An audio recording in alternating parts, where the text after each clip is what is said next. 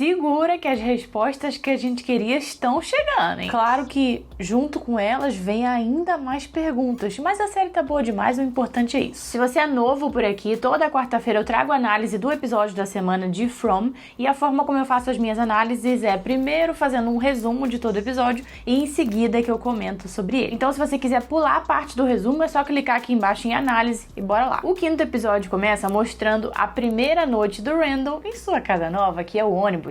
Os monstros estão ali batendo na porta, enchendo o saco dele, mas ele mostra pra eles que ele não tem medo, então eles simplesmente viram as costas e vão embora. No dia seguinte a gente vê o Jade também em sua casa nova, que é o bar.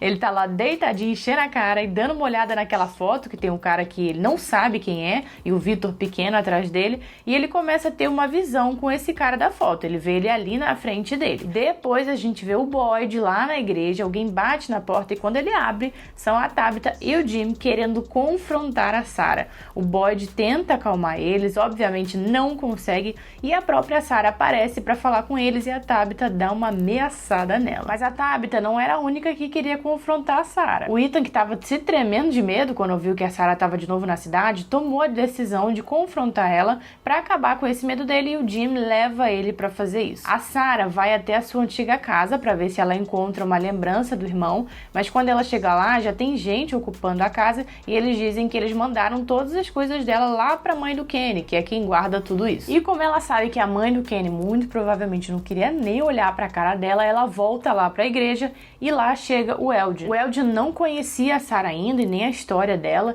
então ela conta parcialmente para ele e depois da conversa deles ela toma coragem de ir até o restaurante pegar as coisas dela. A mãe do Kenny, muito revoltada, entrega as coisas dela, manda ela vazar e nunca mais voltar lá. O Kenny vê a Sarah saindo do restaurante, fica revoltado dela ter tido a cara de pau de ir até lá e joga todas as coisas dela no chão, inclusive quebrando o tal do objeto do irmão que ela estava procurando. E quem ajuda ela a pegar as coisas no chão? O seu novo amigo Eldon. Em paralelo a isso, temos o Jade ficando doidinho com o tal do símbolo. Ele até reproduziu o símbolo no chão com garrafas e quando ele tá quase terminando de fazer isso, o Victor chega lá.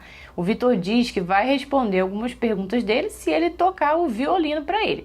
Mas não é pra ele tocar ali não, ele leva o Jade em outro lugar pra fazer isso. E esse lugar que o Victor leva ele é praticamente um cemitério de carros feito pelo próprio Victor. Ele levou os carros das pessoas mortas pra lá pra não ficar olhando pra eles. E no meio desses carros tem o carro da própria mãe dele. E é lá que ele pede pro Jade tocar o violino enquanto ele fica em cima do carro se lembrando da mãe. Tadinho do bichinho. O que ele conta pro Jade sobre o cara da foto é que o nome dele era Christopher e ele era um cara super pra cima, que fazia todo mundo rir, mas que quando ele começou a ver esse mesmo símbolo que o Jade tava vendo, ele se transformou em uma outra pessoa, já não fazia mais ninguém rir, e uma certa noite a mãe do Victor mandou ele se esconder em um lugar diferente dos que ele já se escondia, um lugar que o Christopher não conhecesse, e que na manhã seguinte, quando ele acordou, tava todo mundo morto. Ele não fala exatamente morto, mas ele dá a entender. Em seguida vemos a Tabitha também querendo enfrentar um medo dela. Ela vai até a floresta, perto lá do buraco dos monstros, da caverna deles, constrói aquele negocinho de pedra que eu não sei o nome e começa a chamar as crianças das visões dela.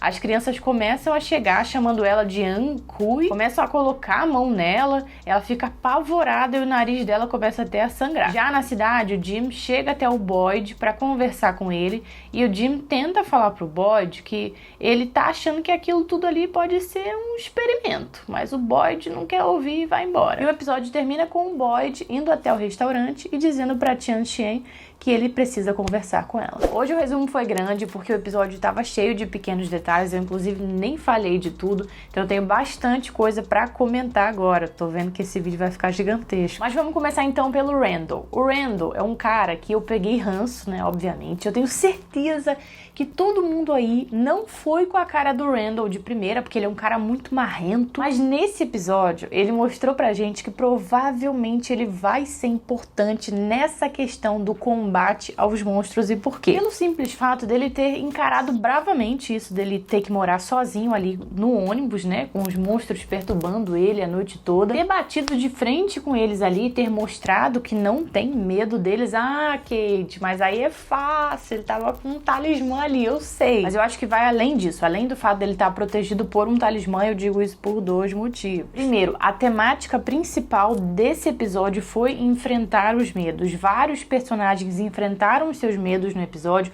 Inclusive o próprio Ethan fala sobre isso quando ele vai lá confrontar a Sarah. Ele conta para os pais dele que quando você está numa quest, você precisa enfrentar aquilo que te dá medo, que é para você poder retirar o poder daquela coisa. Então, o próprio Ethan enfrentou a Sarah enfrentou as pessoas que estão revoltadas com ela, com todos os motivos. A Tabitha enfrentou as crianças fantasma e o Randall enfrentou os monstros, ali sozinho dentro do ônibus no meio da noite. Então eu acho que isso tem sim um super significado. Esse foi o primeiro motivo. Segundo, vocês repararam no que o Randall fez em cima do ônibus? Que ele fez não, que ele tá fazendo ainda. Ele tá traumando alguma coisa ali. E o fato dele encarar os monstros como ele encarou me faz pensar que aquilo que ele tá fazendo pode ser uma armadilha para pegar um monstro. Ele colocou aquele banco lá em cima do ônibus, bem do ladinho da abertura de cima, e lá no final do episódio ele tava esculpindo alguma coisa. A gente não sabe o que é, mas tava esculpindo. O que me veio à mente é que ele pode estar tentando esculpir um talismã. Pode ser, né? O talismã é esculpido na pedra, né? Aquilo que ele tá ali na mão, acho que não sei se é um pedaço de madeira, o que que é, mas ele tá esculpindo. De repente ele consiga esculpir um talismã. E aí? Não, isso vai ser show, porque se eles descobrirem que eles podem produzir mais talismãs, eles vão poder fazer pequenos esconderijos, assim, lugares estratégicos dentro da cidade, e só botar um talismã na porta e vai ficar show. Já dá pra você explorar muito mais o lugar. Mas isso sou eu viajando, né? A gente não sabe o que ele tá esculpindo. A primeira coisa que veio na minha cabeça foi um talismã mesmo, mas ele pode muito bem estar fazendo uma estaca, né? Acho que é o nome. E sim, eu sei que ele já tem um talismã ali dentro do ônibus dele, mas eu ainda acho que ele pode estar esculpindo para tentar colocar em prática aí esse plano dele. Se você acha que ele tá esculpindo alguma outra coisa, por favor, comente aqui embaixo. Então, eu acho que ele tá tramando alguma coisa para encurralar algum monstro, e eu tô torcendo muito para que seja isso, porque já passou da hora de alguém tentar fazer isso. Ninguém tentou fazer isso até agora, gente. Porque é isso que dá para você fazer ali. Você não consegue sair dali, você não consegue saber o que é aquele lugar, você não consegue fazer uma expedição para ver até onde aquele lugar vai, porque chega à noite e você tem que voltar. O que dá pra você fazer? Dá pra você encurralar um monstro, tentar pegar ele e tentar encontrar uma forma de matar ele ou estudar ele. Então você constrói uma armadilha, você captura o monstro e você vê o que acontece com ele na luz do sol, né? Se amanhecer e ele ficar ali, dá pra você ver o que acontece com ele, dá pra você estudar maneiras de matar ele e, consequentemente, você vai conseguir alguma resposta, alguma coisa sai dali. Então eu tô torcendo muito pra que o Randall esteja construindo uma armadilha e só por causa disso o meu ranço dele já diminuiu muito. Mas por falar em conseguir respostas, nesse episódio a gente finalmente descobriu quem era o cara da foto que tinha o Victor criança atrás. O tal do Christopher passou por todo um processo de transformação que a gente não sabe exatamente como acontece, por que acontece, quando ele passou a ver aquele símbolo, e aparentemente é isso que tá acontecendo com o Jade. Eu acho que o Jade já deu uma mudada assim, porque lá no início ele fazia umas piadinhas mais ácidas, sabe? Ele ainda faz de vez em quando, mas ele é um cara que a gente vê que ele tá muito pra baixo. A comparação, se você fizer, de quando ele chegou lá e descobriu o que era aquele lugar, e ele agora, ele tá muito mais pra baixo, muito mais sério. Só que por mais que eu tenha notado essa mudança nele, eu não acho que ele tá mudado do tipo matar a galera que tá ali.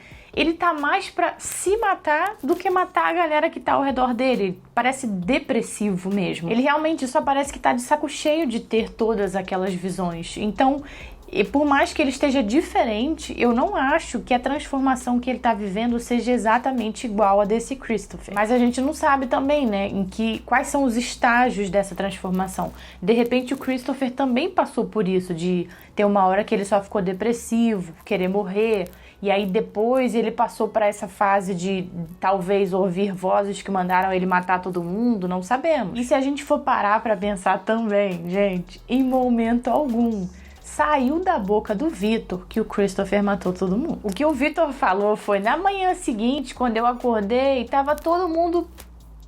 e não falou mais nada. Deu a entender que o Christopher tinha matado todo mundo? Deu, mas a gente não pode ter certeza. Primeiro porque naquela época ainda não existiam os talismãs, então as pessoas só sobreviviam se escondendo em buracos e lugares assim. Como que o Christopher conseguiria encontrar todo mundo nos seus devidos esconderijos e matar todo mundo antes mesmo dele ser morto pelos monstros? Só se ele tivesse se transformado em um monstro também, essa é uma possibilidade.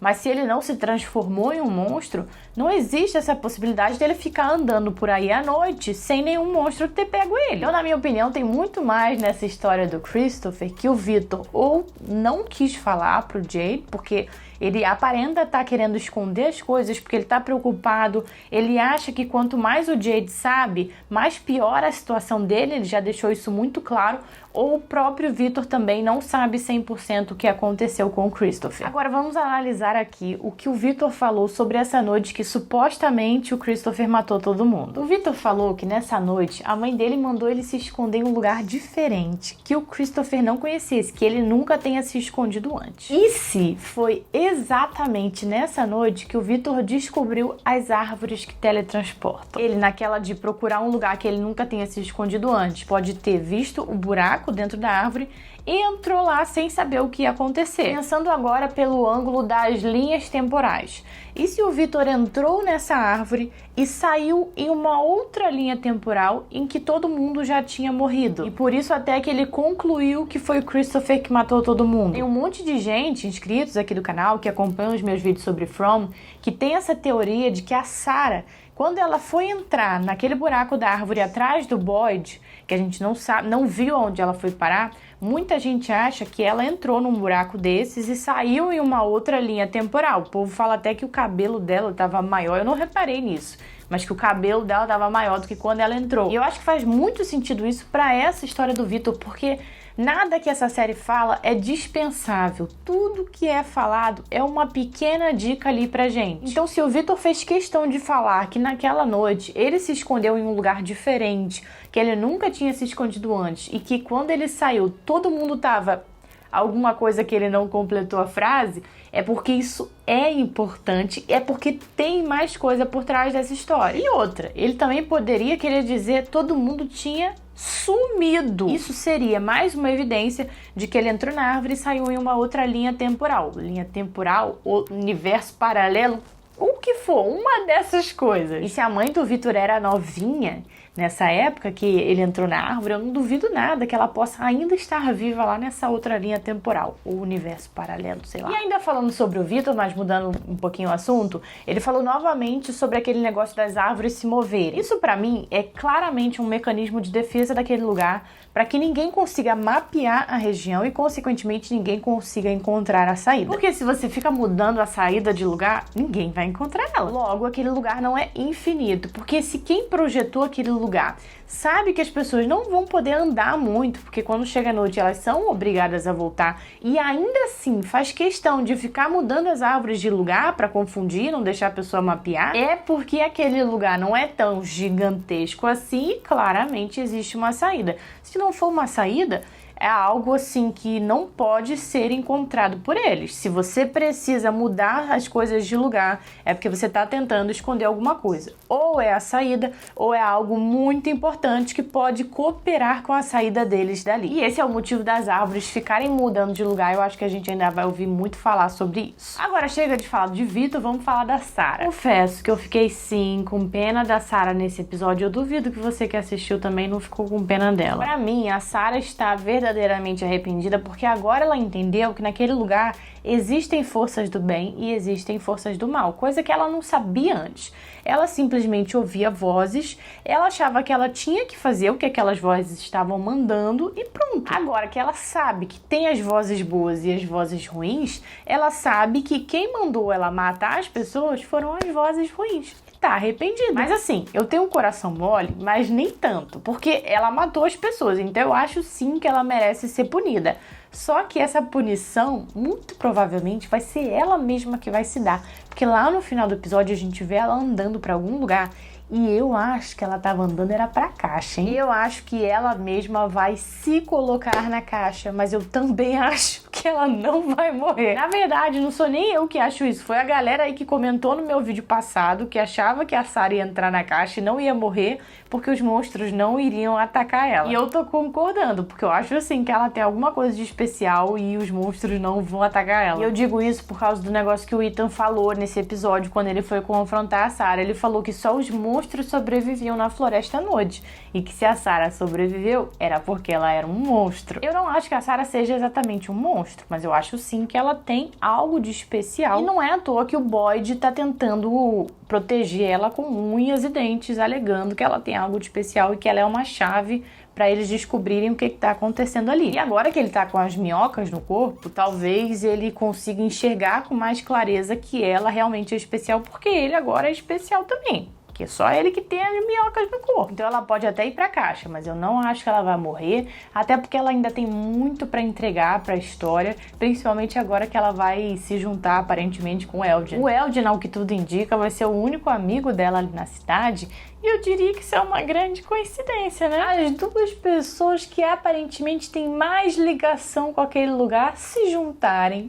Interessante. E por último, que diabo é isso desse negócio de Ankui que as crianças ficaram chamando a Tabitha? Antes de eu dizer o que eu acho, pause o vídeo e comente aqui embaixo o que você acha, pra gente ver se as nossas opiniões batem. Pois bem, eu procurei na internet esse termo pra ver se eu encontrava alguma coisa. Obviamente não encontrei nada, porque essa palavra não existe aparentemente. Só se o Google não conhece essa palavra. Provavelmente ela é um termo só da série mesmo. Mas a sensação que eu tive ao ver as crianças chamando a Tabitha disso foi que eles estavam dizendo basicamente mãe. Se não mãe exatamente, eles poderiam estar querendo dizer algo como protetor, tutor. Eu acho que essas crianças estão indo atrás da Tabitha em busca de proteção, da proteção que elas não têm de ninguém. Elas parecem estar vagando ali sem rumo e agora encontraram a Tabitha como mãe. E agora eu parei pra pensar em por que essas crianças, que provavelmente já estão lá há muito tempo vagando, só vieram atrás da Tabitha agora. Aí eu pensei num negócio que provavelmente tá errado, mas eu tenho que compartilhar aqui com vocês. Já pensou se a Tabitha tá grávida?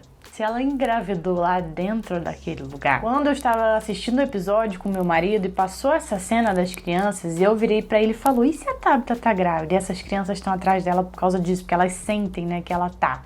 Aí ele respondeu pra mim: ué, mas eles não fizeram nada aí. Aí eu: não sabemos. Não foi mostrado ela e o Jim fazendo nada, mas não sabemos se eles fizeram. Eles não estão se reconciliando? Vai que eles fizeram. Eu não descarto a possibilidade, por isso, deles estarem se reconciliando. Desde o momento em que eles pisaram naquele lugar, eles voltaram, né, a se juntar um pouquinho mais. E a série foi mostrando isso aos poucos pra gente. Então, não é à toa. Eu acho que ela tá grávida. Pode me chamar de doida por achar que a Tabitha e o Jim conseguiram trepar naquele lugar, mas eu acho que essa é uma possibilidade. Você acha essa minha teoria muito doida? Me conte aqui embaixo. Não me julgue, porque tudo nessa série é doido. Então a teoria tem que ser doida também. Não esquece de se inscrever aqui no canal, porque toda quarta-feira sai um vídeo novo sobre From, do episódio da semana. E se você não assistiu os últimos, eu vou deixar eles aqui ao lado pra você assistir, tá bom? Beijinhos e até a próxima.